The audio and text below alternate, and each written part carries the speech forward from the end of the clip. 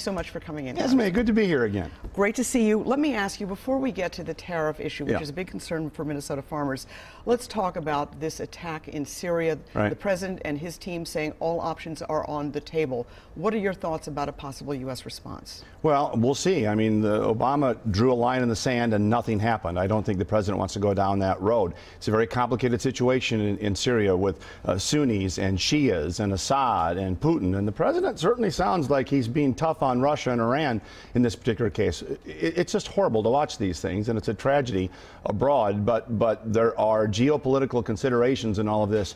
Assad is fighting the Sunni extremists, al-Nusra, al-Qaeda. The Shias are backing or fighting those folks, and you've got, Shias Should the being U.S. get outnumbered. involved, though, with military intervention? I mean, that sort of sounds like what he's saying. Well, suggesting. Yeah, we'll see what he does on this. I know he doesn't want to do what President Obama did and say, look, I'm going to draw a red line in the sand and then not do anything.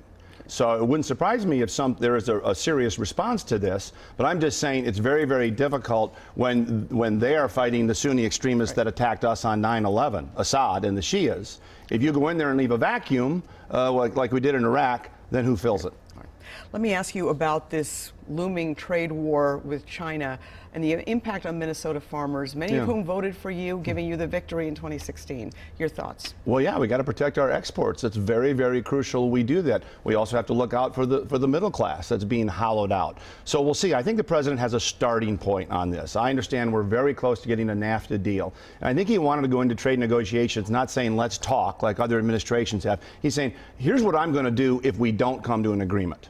And so I think these are starting points, and I'm hopeful we'll get to a good, fair, and free trade agreement that protects Minnesota agricultural exports, which is a big part of the 2nd District. All right. Obviously, you're running for re-election. The DFL nominee has not yet been chosen. When the DFL nominee is chosen, we will have her or we'll have him on the show. Yes, or him on the show. But let me ask you, I've gotten a number of emails, tweets, direct messages saying, ask Congressman Lewis about why he isn't holding town hall meetings in person in the district.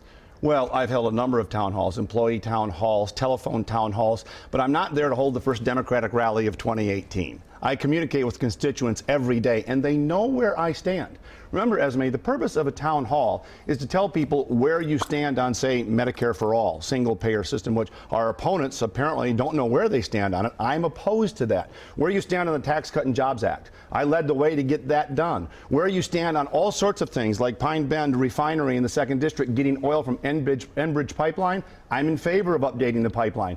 Our opponents so far have not said where they are on those issues. So the purpose of a town hall and communications is to tell people where you stand. Everybody knows where Jason Lewis stands.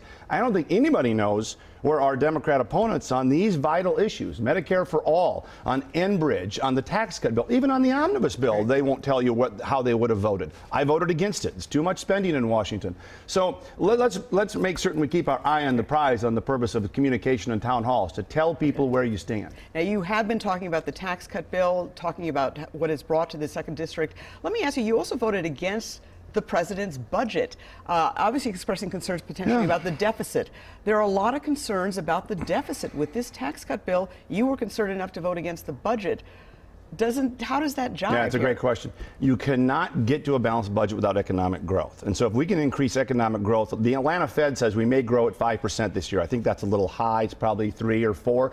But that's $2.5 trillion for every 1 percentage point increase in GDP over 10 years. So you can't get to a balanced budget without growth. That's why I voted for the tax cut, and we're seeing the growth with bonuses and increase in wages. Nancy Pelosi and my opponents call those crumbs. The average family of 4 in the 2nd District will get a $3,100 tax relief cut. I don't think that's crumbs. So I had to vote for that. Now, what you need to do, though, is you have to have tax reduction and spending reduction.